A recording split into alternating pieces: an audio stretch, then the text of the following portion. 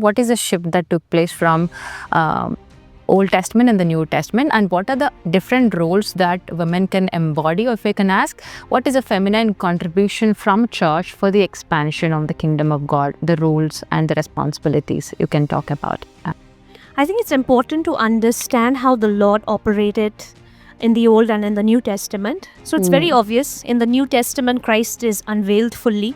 And so the fivefold ministry is also given. In Ephesians 4, it says, and Christ gave some pastors and evangelists, prophets, right? So the fivefold ministry is something Christ gave.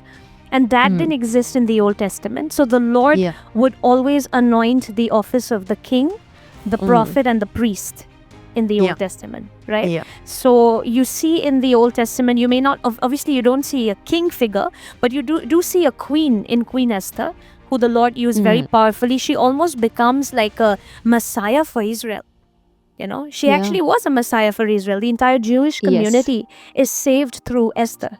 So the Lord uses her, and it's so interesting. In the entire book of Esther, the word God is never mentioned, but he's all over the book, you know, and so he uses Esther very powerfully to save his people. So he uses her almost like a Messiah figure, which is crazy. And then there are so many other women. For example, Miriam, as you mentioned, she was Moses' sister, but Bible scholars also acknowledge her as a prophetess. You know, a prophet is somebody who hears from God and speaks on behalf of God.